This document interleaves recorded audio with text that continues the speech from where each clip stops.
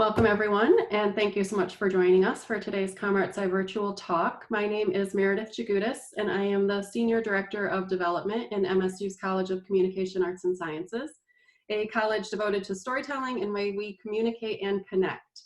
And what was 6 months ago now, I can hardly believe it, when most of the US went remote, we watched our alumni quickly adapt and pivot, and we discovered a pretty big interest in behind the scenes aspects of different ComArtsci careers, which prompted this webinar series about media and communication careers pivoting in the pandemic, and leads us to today's 10th ComArtsci talk on technology and the human experience, with 3 alumni from really highly impacted companies and brands who are used to hosting events and entertaining guests, and will share some of their personal experiences with us today. So a bit of housekeeping for our attendees before we get started. You will note that your microphone and video camera will be off, but we really encourage you to ask questions through the Q&A feature, and we'll moderate that as we go. And also make sure if you're on social media today, you're tagging us with hashtag ComArtsci Talks.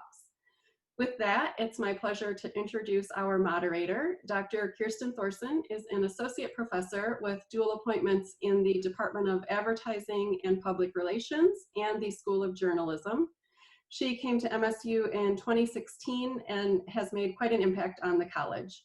Dr. Thorsen's research explores the role of digital and social media in promoting or hindering political engagement, especially important during this year of an election. This includes a focus on how digital and social media are changing existing practices of political participation, and how and why and what kinds of political content spread through social media. So we are lucky to have her.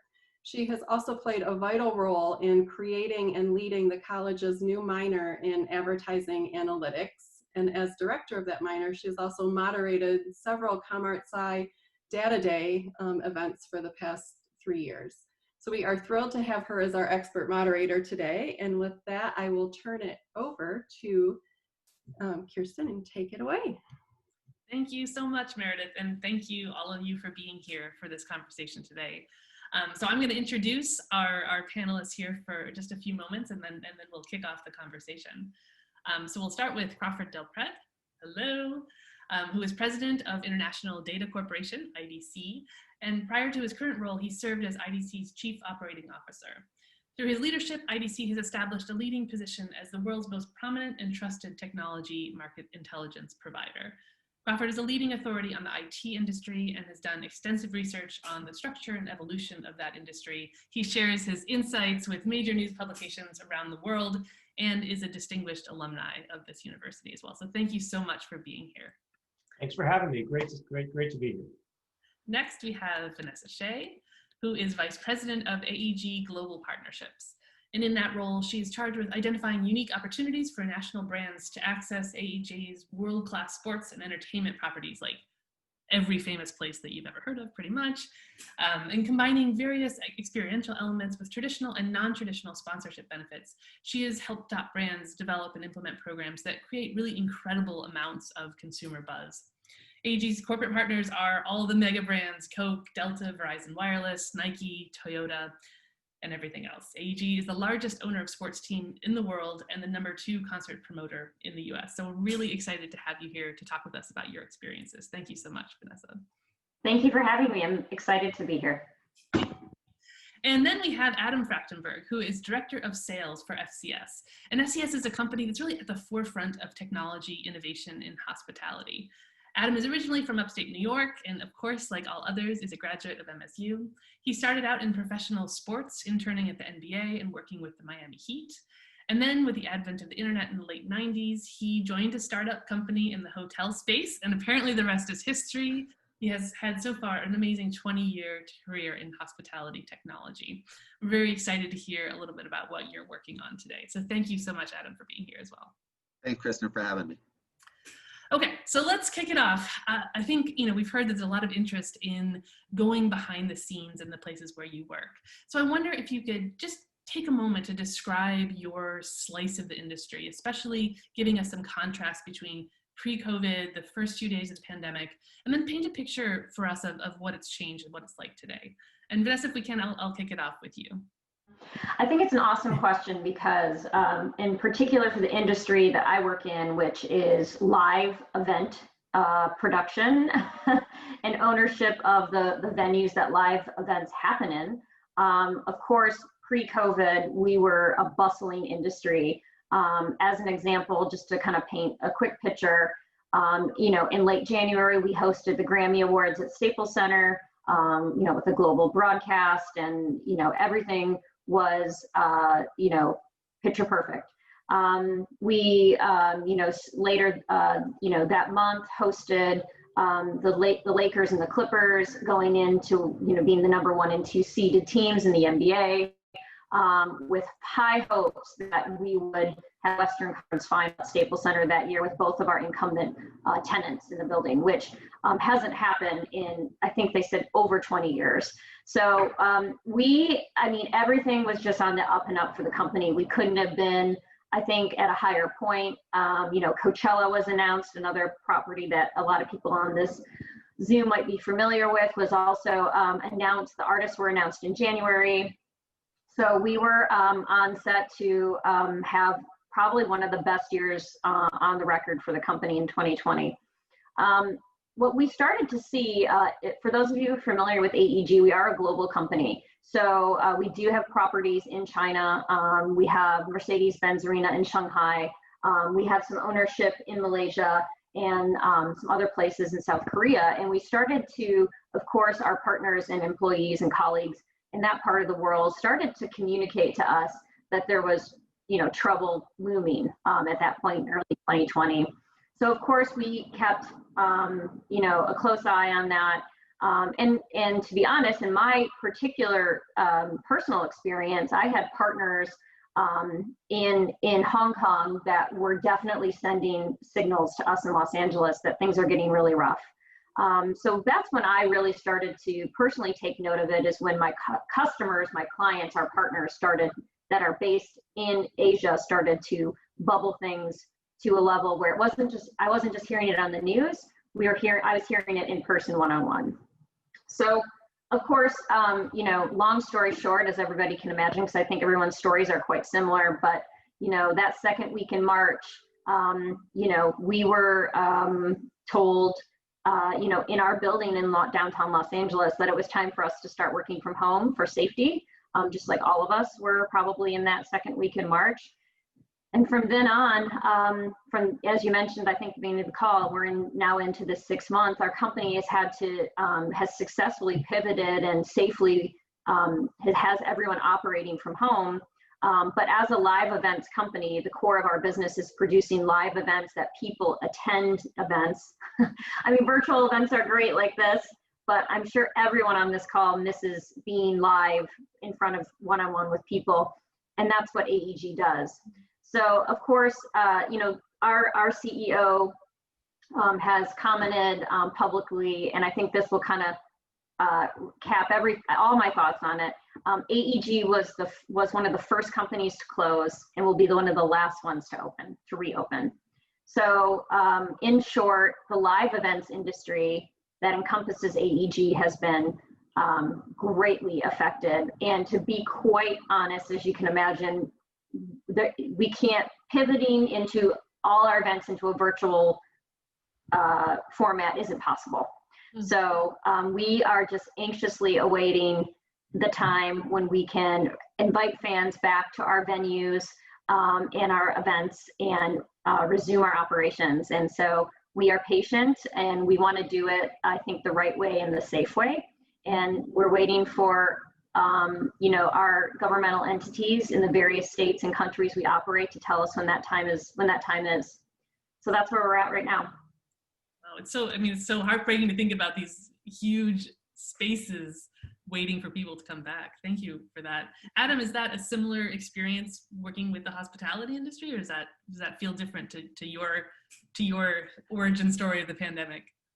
Yeah, Kirsten, it does. I think in hospitality, we really dovetail off of Vanessa's industry, right? So certainly there is a lot of leisure travel and vacation experience, but with that also comes, of course, people traveling and enjoying live concerts or live venues, whatever that might be.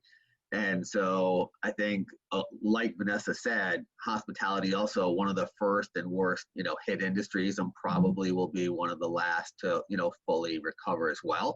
I would certainly say Vanessa's right. Like the added venue of the live in-person component will be a challenge, right, for anybody. We do see some hotels opening and coming back, and some are doing certainly better than others. Airline, have certainly been impacted as well, right? So there's reduced flights, there's reduced lift into different markets.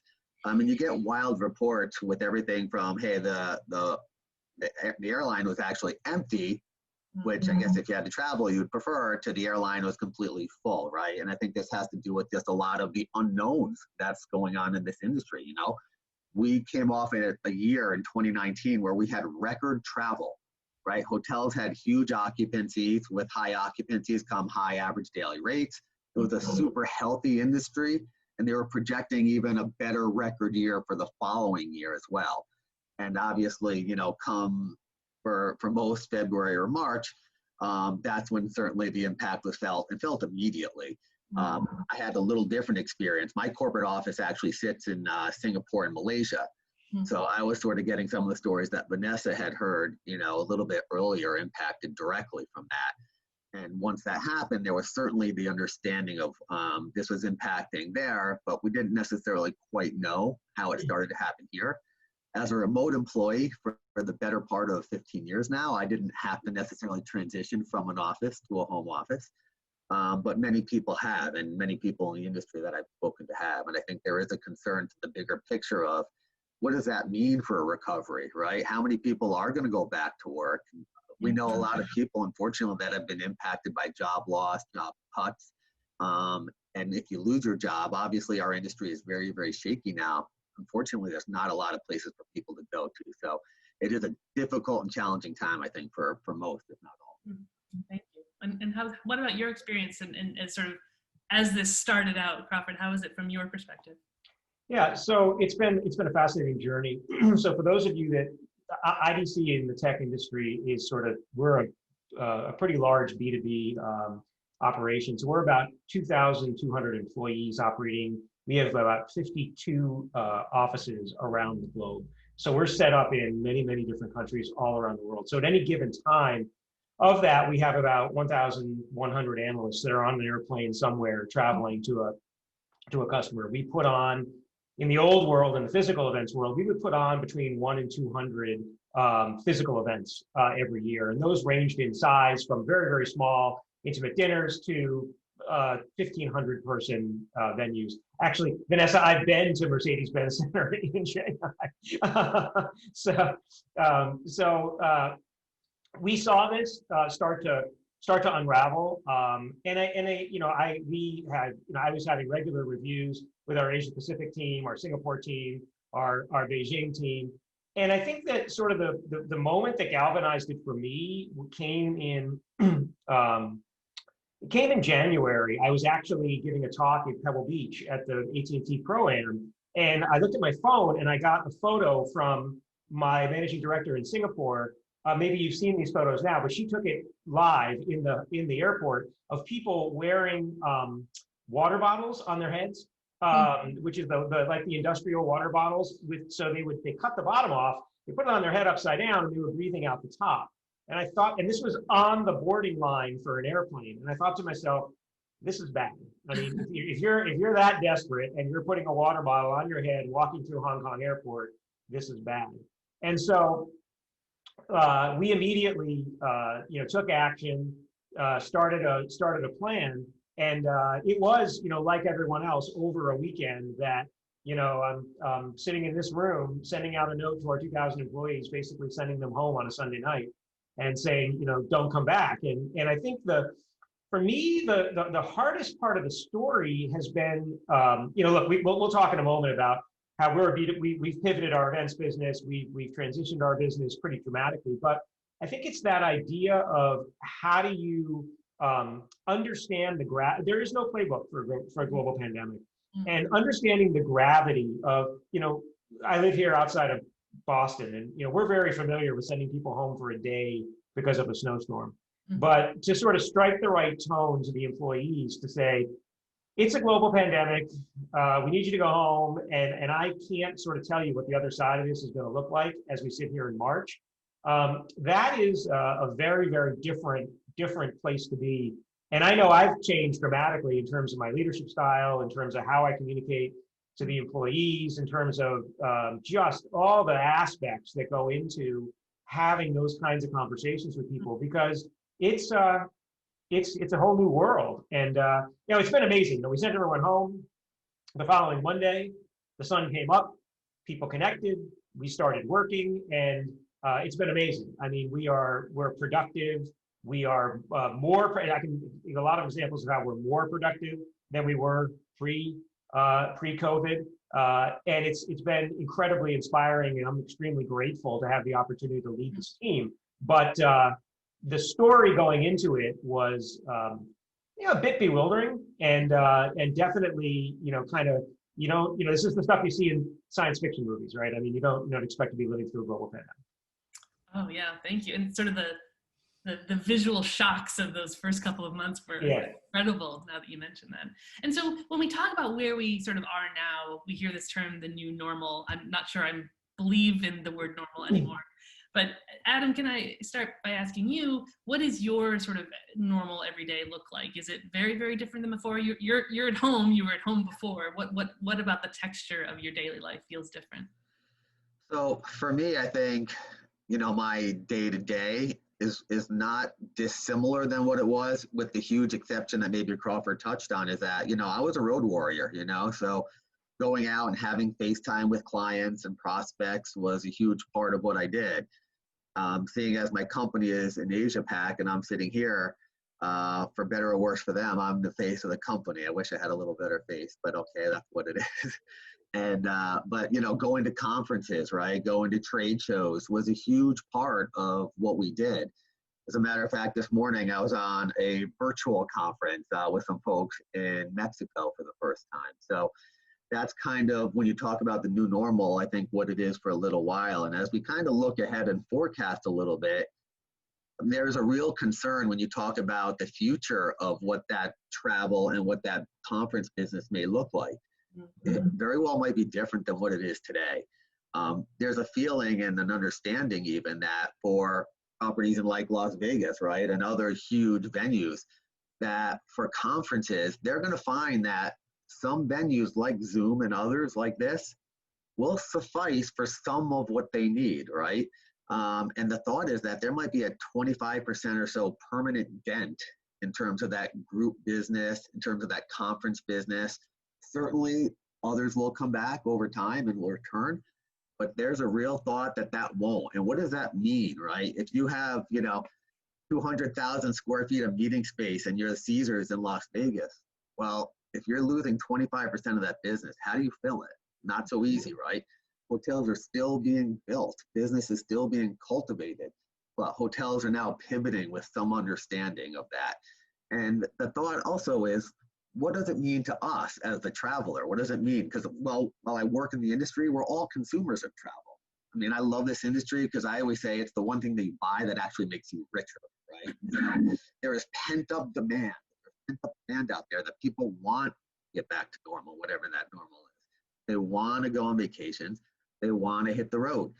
And it's interesting, I think, if you look at the dynamic now and see what happens, is that people are generally now going to more Airbnbs. Like Airbnb was huge before, but there was a thought in our industry, at least, that hotels, Marriott, Hilton, Starwoods, they would have the advantage. They're big, huge, known brands, right? And they can come up with these, philosophies and branded principles of saying, hey, here's how we're cleaning our hotels to give you the comfort and confidence to know that you should travel here.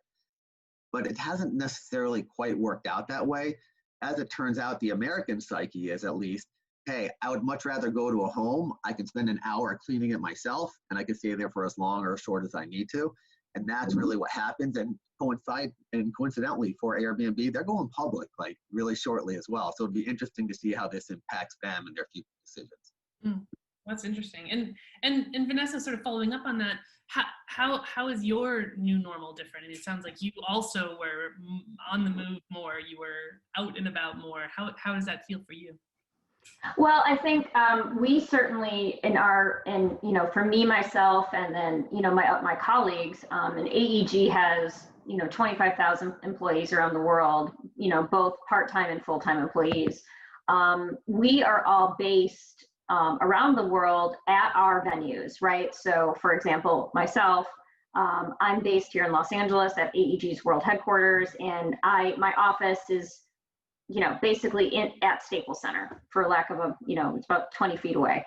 So we certainly, as the world opens back up, and I'm confident it will, and I'm confident live events will come back, and I think there will be, as Adam said, there will be a huge pent-up demand to get back into Staples Center and see the Lakers, and get back into the O2 in London and see their favorite artists perform.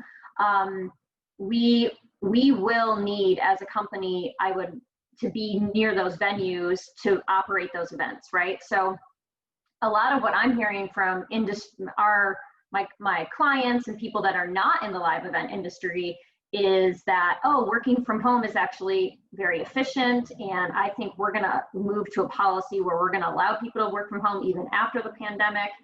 And in my opinion, and of course, AEG has made no comments on this, but in my opinion, I don't think that'll work for the live event industry, because we need to be on site where these events happen. Like, we produce them, we operate them, we make them safe.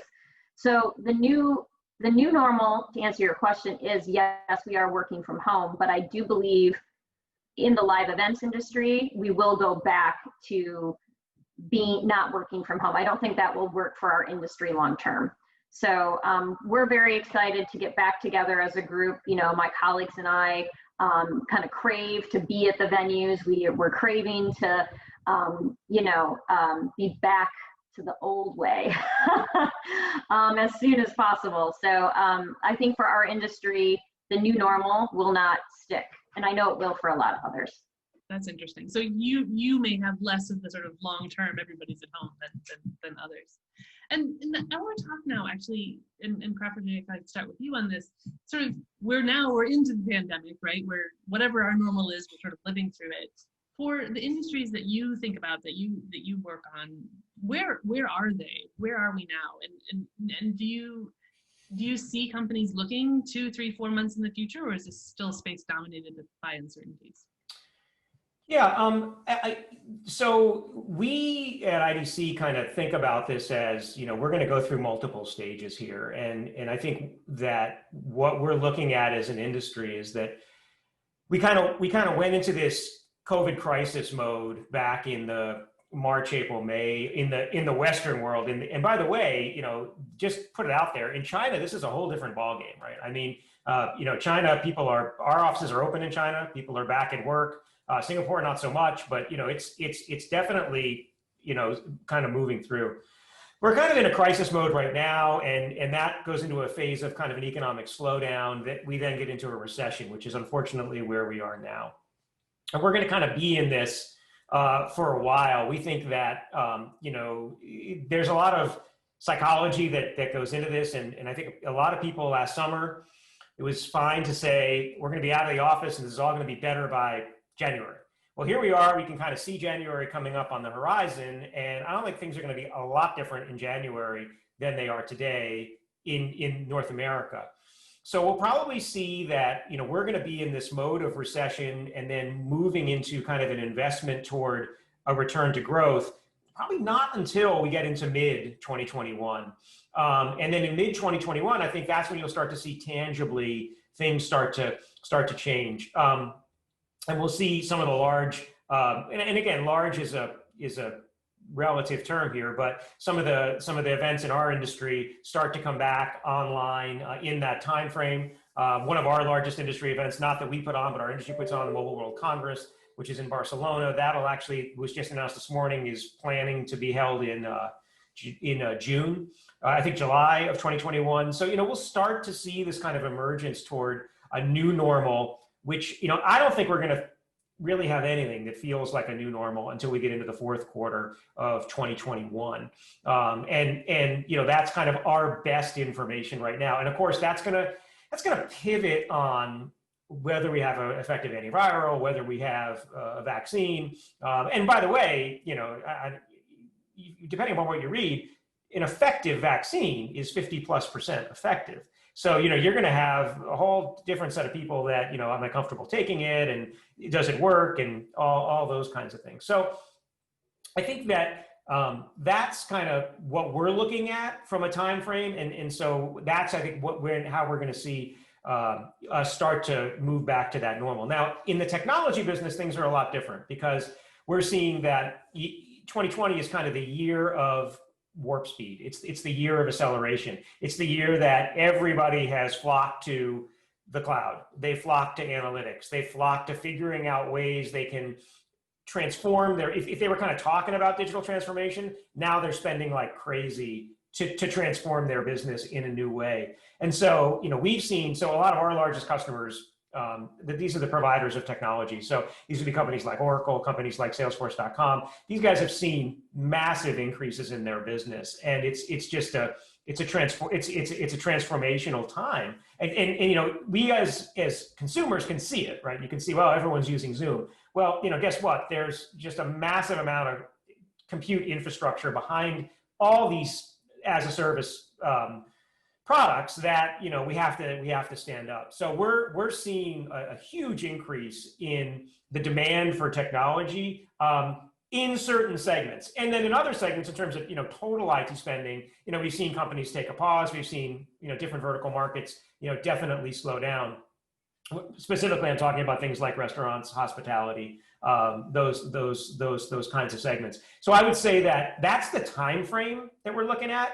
But certainly, and I'd be happy to talk about industry, I think we're going to see some long-term change, some very fast changes, and some long-term scarring in things like restaurants. I think we'll see a transformation in telemedicine. I think telemedicine was ripe for transformation.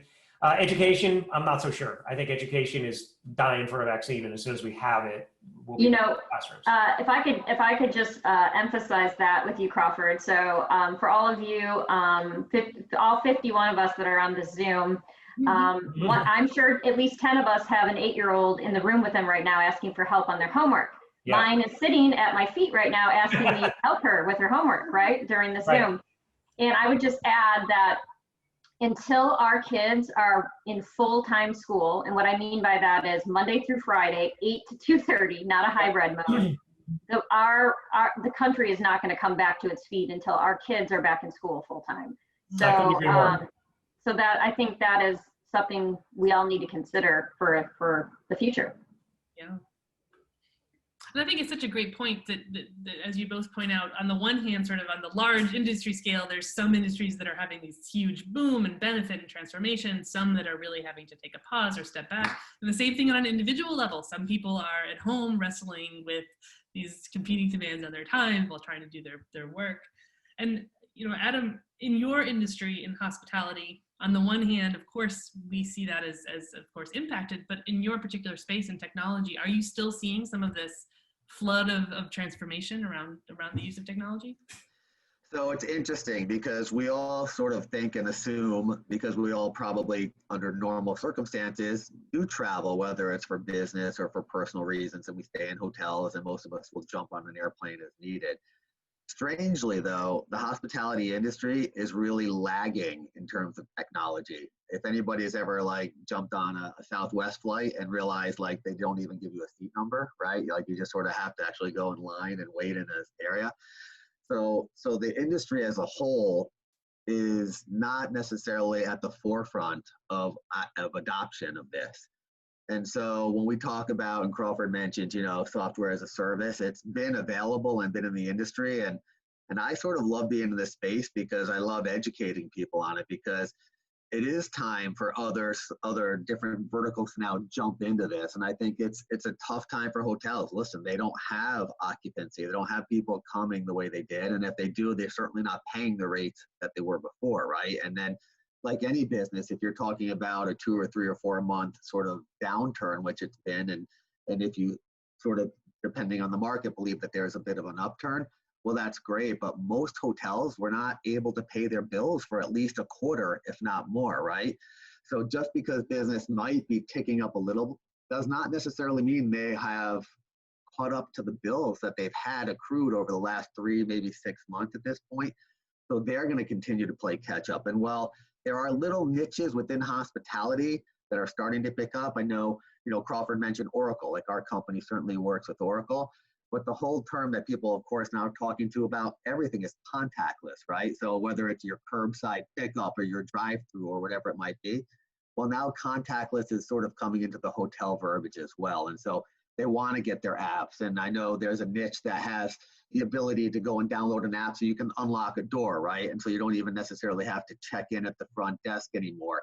And you can get a digital key and you don't have to touch the handle anymore. It'll pop open. And so these kinds of innovations in little niche areas, I think are going to continue to do well. And they will probably be where burgeoning hospitality will hopefully follow this technology down the road. So it's in the little wins, I think, that we have to look to in the short term to hopefully open the door for much bigger ones. Yeah, Adam, I couldn't agree. I couldn't agree more. I mean, that some of our research suggests that when you think about sort of the move that we have going forward as a result of COVID and what the world looks like going forward, to your point, contactless. We believe that when you start thinking about the fast casual dining experience, will we ever touch a menu again? Or will you just walk up, scan a 3D barcode and be able to see the menu on your smartphone? And those are the kinds of permanent changes that we think could be in place as a result of COVID in terms of just stuff that worked its way into the culture and we kind of never go back. Yeah, and I think to sort of take that as well, some hotels certainly are using texting, right, nowadays to communicate. But if you're telling me that I have to travel and I, either A, have to pick up a phone, or B, have to get in an elevator and go downstairs and have a conversation with somebody, when instead I can just jump on my phone and text the question and get it back. Like even stuff that we're using in our personal life, you're going to now see, I think, a much wider adoption and a greater sort of impact in what's going on in terms of business on a day-to-day basis with those kinds of solutions as well as the ones that Crawford. So you're seeing sort of in these niche areas, even in the industries that might be more challenged, a willingness to invest in things that look like at least they're coming and unavoidable. And I think, when times are tough, and as Crawford mentioned, they absolutely are. Like dollars are tight everywhere. But when you're investing in your business and you're looking for not only a short-term but a long-term play, I think that's where smarter heads start to prevail a little bit and sort of thinking of, okay, I'm in survival mode, but if I am going to survive, how do I survive? And this is a way to get there. And obviously, again, have a longer term view into the recovery. Thank you. And so let's talk a little bit about innovation under these circumstances. And maybe this is something that each one of you might want to take a stab at answering. How are you seeing companies, either your own or sort of those that you're connected with, how are they innovating to move forward? We've talked a little bit about sort of this investment in digital. What other sort of trends or patterns are you seeing? Sorry, Crawford, I'll start with you. Yeah, I mean, we're seeing innovation in many aspects. So I'll talk about one, and Vanessa, you mentioned your child. I mean, so let's take telemedicine for example. And by the way, it's the industries that were kind of messed up because of legislation or protectivism in the structure of the industry. So, for example, you might have had a situation in the past where you had someone living relatively close to a state line, and they had a doctor across that state line, but the insurance company would say, no, you can't go across that state line and go see that doctor because basically I won't reimburse because they're, quote, out of your network. Well, a lot of those walls have now come down with respect to telemedicine. And a lot of our research has suggested that, the doctor, he or she can be a lot more effective and a lot more intimate with their patient and be able to be focused and present with their patient over telemedicine when you can describe your symptoms and the doctor can quickly determine whether or not you need to be in the office. And we've had research where mothers have said, look, unless my child is bleeding or it's a broken limb, I'm not taking that kid into the doctor again unless it's because it is just the amount of time wasted, the risk of getting sick, forget about COVID, the risk of just being in that cauldron with everybody else sitting in that waiting room and all the kids touching everything. It's just a better experience. So I think that this is a situation where all the dominoes were lined up and COVID kind of knocked them down. And now it's just going to change the way we think about primary care and general care for people in a new way. And I think that there's a lot of industries that I think are going to have their eyes open to these kinds of innovations. And Adam, you touched on it with contactless.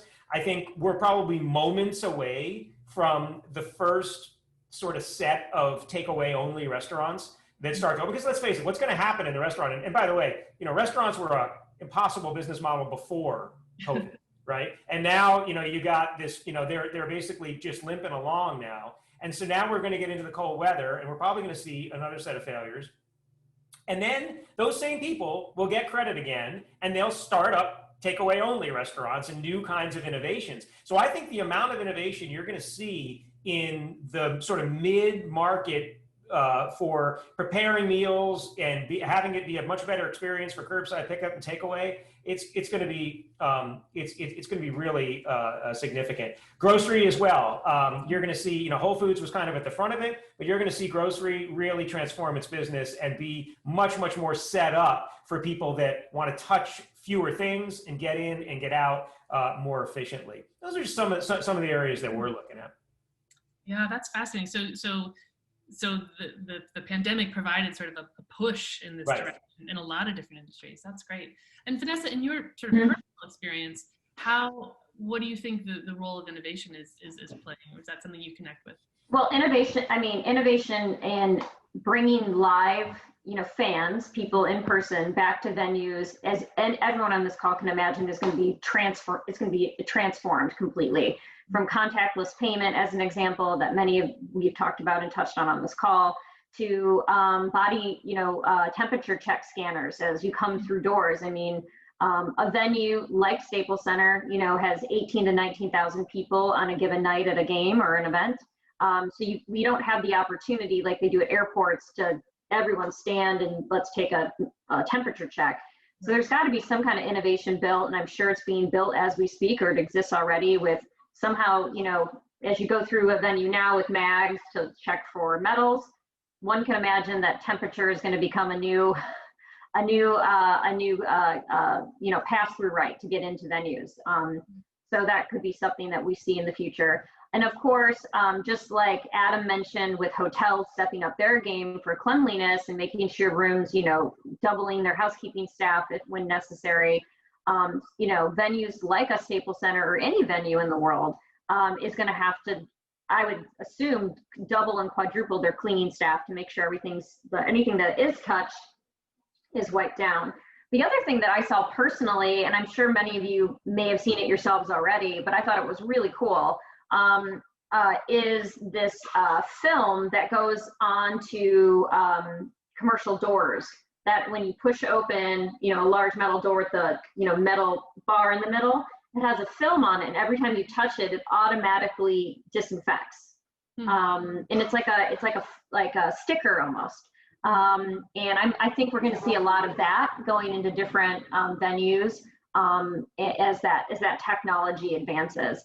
The other thing I just wanted to say from a personal standpoint is, Adam mentioned Road Warrior. I certainly wasn't a Road Warrior to Adam's standard. I'm sure he's like triple platinum on Delta or something. But for me, when I did travel, I was doing Transcon. So I was going from LA to I'm located in Los Angeles. So a lot of my business was in New York. And to be quite frank, we were doing these trips like turnarounds in like 36 hours to New York for meetings. And I don't think those type of things are going to happen anymore, just from a personal standpoint, not speculating on the airline industry in any way. I'm no expert. But personally, I think, meetings are going to be more acceptable in this video format than they've been in the past, because everyone's more comfortable with it now. And, flying across the country, for 36 hours for 2 meetings, I just don't see that happening anymore. So I think that's going to be a big change for me personally, and I'm sure there's others like that in the Transcon New York LA stream. Yeah. Yeah, Vanessa, I agree that, look, I'm the guy who's had to go to China for 2 meetings or go to, Japan for, to your point, a 24-hour turnaround. I want you to be right with that, but my belief is that that humans are 2 things. Well, we're a lot of things, right? But we're collaborative, which is great for your business. We want to be together. We want to enjoy experiences, but we're also competitive. And if, one person's not willing to do that meeting, somebody else is. And so the rub is going to be whether the person on the other side wants to have that meeting or doesn't. And the truth is, I really don't know the answer. I don't know the answer to that. And we're going to find that out in the next year here.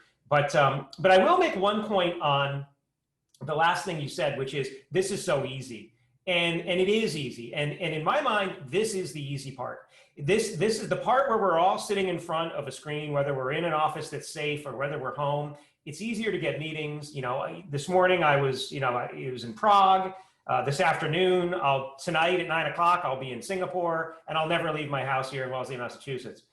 That's the easy part. The hard part is when we go hybrid, is when some of us are back in the office and others aren't. And I had an employee say this to me, and this is a really sad statement, but this is a person who's been a 25-year career person, always work at home, based in Minnesota. And this person said to me, Crawford, this is the first time I feel like I'm on equal footing with everybody else in the organization. I don't miss the joke at the beginning of the meeting. I don't miss the chit chat at the end of the meeting. I'm so much more present. And so I think we have a lot of work to do to think about how we're more inclusive and how we develop the tools to be more inclusive when we move into this hybrid mode. So just something to think about. That's fascinating. Yeah, and if I could, I just want to sort of follow up on a couple of those points from both of Vanessa and Crawford. I think when you're in these challenging times, innovators will capitalize on that, right? Not all innovators will make it, but absolutely some will. And so, when Vanessa talks about hotels, adding more staff, well, it's challenging for them, but I know what they can do, going back to our question earlier, is they can utilize software out there that's housekeeping software, right? So now I can go in and I can give them a checklist of each and everything that needs to be done, and on their phone, they can just check it as they go. So now they have a record of that. They can share that reporting if they want to or need to with any customers, right? To give them maybe the confidence level that they're going to need, that they're in a safe and clean environment. I know many hotels and others have invested in the sterilization machines that you see in hospitals now, and even the airlines have done this as well. So that kind of ability to know what you need to do to improve consumer confidence, I think, is an important thing in this whole thing. Something is even old school, is some hotels have actually gone back to, after they've cleaned the room, to put a tape on the door, right? So you can know if the room has or has not been entered since then. Like, very old school approach, not high tech, but will that work? Well, we're going to find out, right? So I think people that are willing to try and need to try will be rewarded. Mm-hmm. And Vanessa, I want to follow up too, and there's some question for you in the Q&A, and I guess I want to sort of focus in that question on this idea of the brands that you work with, and thinking a little bit about sort of in your role and in your experience, how is the situation forced brands to reach consumers differently, and what do you see? Well, I mean, I think, I was talking about this with a group the other day, and, I think we saw in the last 5 years a huge move in the way that obviously the way that our media is delivered in our homes changed dramatically, 4 or 5 years ago. And what I mean is people cutting the cord from cable, getting, all their, television media and advertisements from YouTube TV, or getting their content from commercial-less platforms like a Netflix or, Disney Plus, et cetera. So we already, pre-COVID, we're moving in a different direction in terms of that. Traditional advertising had already changed, right?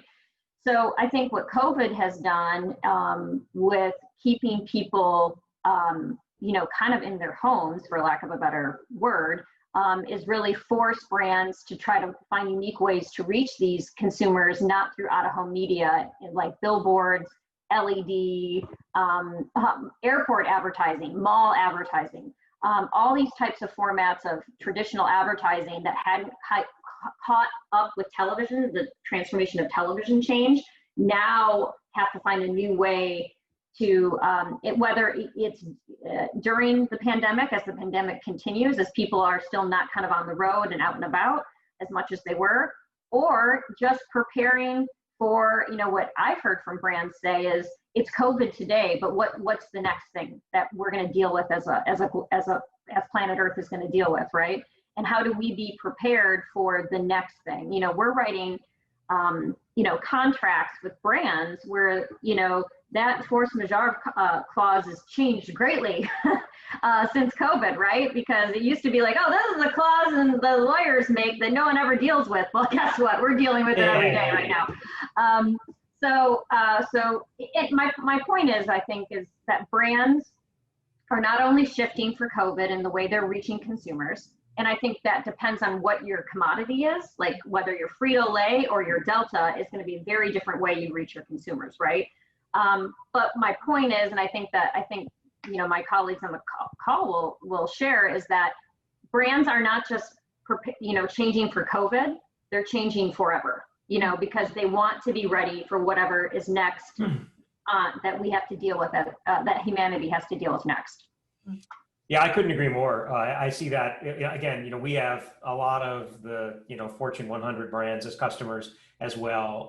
And they are absolutely investing for, they're evolving. Right? Like I said, I mean, we're going at warp speed here, and they're looking to add new features and new ways to deal with this crisis. And I will say that I think one of the legacies of this whole ordeal is we're going to be a lot more confident in acting when people need to be safe and people need to be working from home or in a safe place. It's easy to say it as a leader. It's easy to say, oh, I hope you're all safe. Is there anything we could do?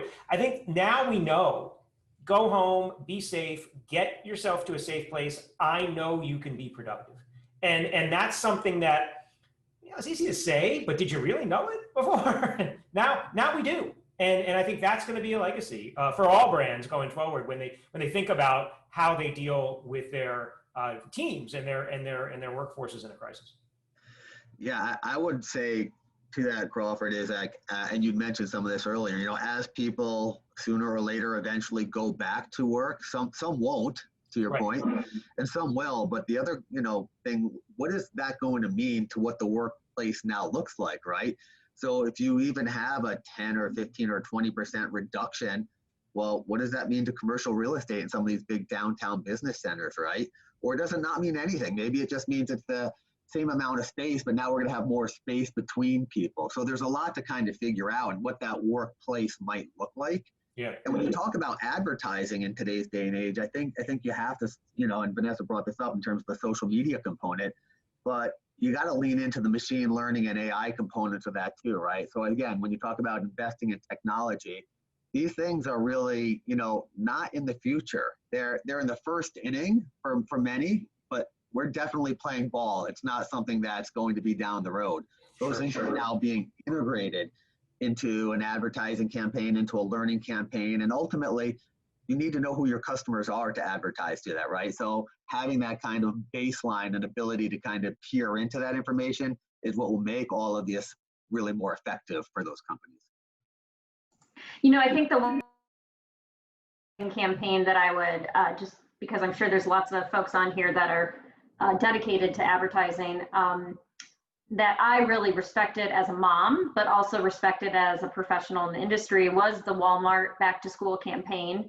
For those of you who might have caught it on television or in social media, the way that they presented their back to school message was, we'll be here for you, whether you're going back to school or you're not. Whatever's happening in your family, the decision that you make for your family or the decision the state or county has made for you, we're here to provide you what you need to either learn from home or go back into the classroom. And I thought that was really clever and thoughtful and addressing all their customers from Mississippi to Los Angeles, right? So very different things happening in different states based on COVID. And I thought that they did a great job. So on that note, and with the few minutes we have left, I want to take the perspective of the students for a second, some of whom are going to be on this call, many of whom will be watching this later on. They're graduating over these next couple of years into a really remarkable time of uncertainty. What should they be doing? How should they skill up? What does it mean from your perspective to be prepared to go out and be starting your career at a time like this?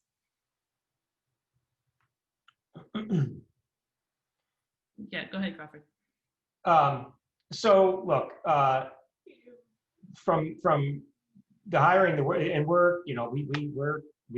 we continue to hire, and obviously at a lower rate.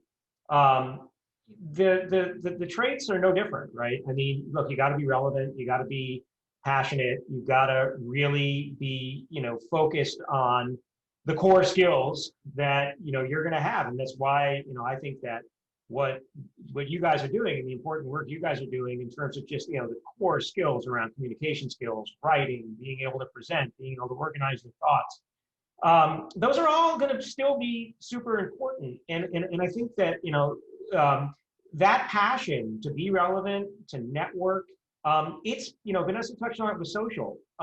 Those things are all maybe you have to lean in a little harder to some of those, as opposed to blowing someone away in an interview in person, because you're not going to have that. But I think that this is really about, at the margin, learning some new skills and trying to figure out how to master some new ways to be relevant. I don't see this as a situation where there's not an opportunity, or there's no opportunity. You're going to have to be creative. You're going to have to pivot a little bit in order to be relevant in this world. Let me tell you what I do worry about. What I worry about is, look, I think all of us here on the call are at a point in our career where we've been blessed with the opportunity to network, with the opportunity to go and be anywhere in the world and proverbially press that flesh. The 24-year-old version of me, I would want to be out on the road. I'd want to be building that network. I'd want to be creating those relationships. And I think that it's not about the get hired part. It's about that building sustained relationships and that opportunity to build those relationships. I think that stuff is going to be harder, and you're going to have to be more creative about how you do that. But curious for other people's thoughts. Yeah, Vanessa, what's your perspective on that? Let me get off mute here. Oops, sorry. I think I've gotten this question from a few MSU students who have reached out to me, and yeah, just a few.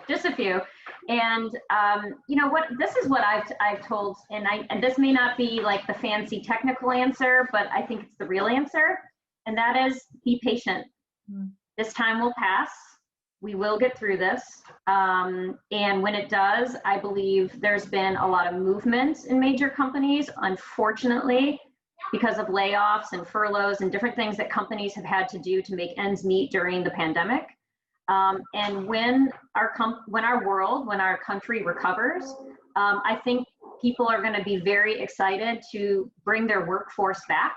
That may be a mix of people they've had to furlough, and it may be a mix of new talent and new opportunities. So my message is to students who have just graduated or going to graduate is be patient. This time will pass. And to Crawford's point, I'm sure Alan will agree. It's important to try to adapt new skills, continue to learn, continue to stay engaged, but be patient. This time will pass. Yeah, I would say this, and I think it's a really important question. I know a lot of kids, I talk to a lot of kids because I have a lot of kids that are college age. And you know what? I think it's important to try to identify something that, and Crawford used the right word, that you're passionate about. I had a mentor that said to me, and at the time it seemed like words of wisdom, but now I've heard it echoed many times, that if you love what you do, you never really have to work a day in your life, right? And I think that's invaluable. But when you realize and identify what that passion is, you also have to understand it's a journey to get there when you talk about patience, right? So if your ultimate job is whatever it is, right? Understand that you want to take the first step towards that journey and not that this is the final destination of it. So I think Vanessa and Crawford are both right. Networking is a huge part of that. But maybe to start off, if you don't even know where to start, how about volunteering somewhere, right? That is a great way to get your foot in the door you can network, you can get invaluable experience that you're going to want and need down the road. So, leveraging things that you do have out there, if you're not on LinkedIn because you don't think you have a resume, well, go to somebody like us who can help you build a resume that you can now start to connect to and link with people that way, right? Use some of the resources that you do have at your fingertips, and I'm sure you're going to be able to find folks like us and others that would be more than happy to try and help you out to get you started. Thank you for that. And what about in terms of the everyday skills that you're drawing on that are sort of in the technology space? Are there particular ways in which you see people combining sort of the practices of communication with some of the emerging technologies that you all work with?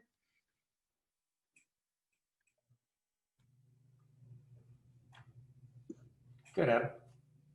I was just going to say, I mean, some of these things have been used and being used, so when you talk about, a Microsoft Teams or a Skype or things like that, things that have sort of been there for a while and people were using, but not necessarily using maybe to their fullest capacity. Right now, if you told me I had to get along without Skype or without Teams or without Pick Your Solution, right, I would find it pretty difficult to get through my day.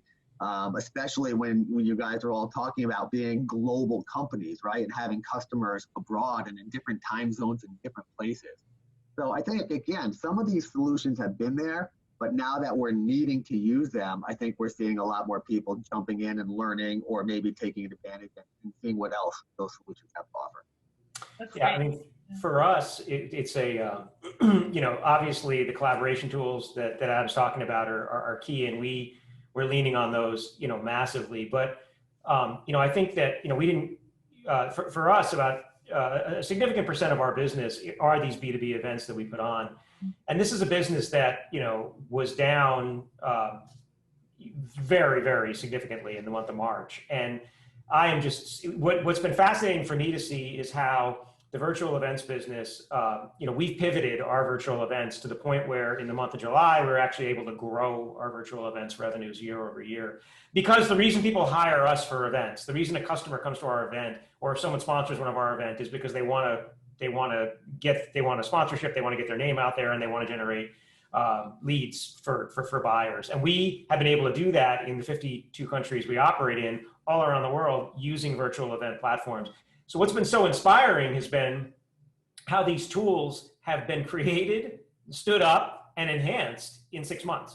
Yeah. And how it's not just, no disrespect to Zoom, great product, but it's not just a Zoom call. It's basically, you can go all the way, and Vanessa, I know you've forgotten more about this than I'll know, but, virtual platforms and little avatars and all kinds of stuff, all the way down to just, a really compelling virtual event where you have all the resources that you need, you have abilities to network, and you have the abilities to get the materials that you need. So that kind of invention to me is just so inspiring, and I've seen it before my very eyes in 6 months.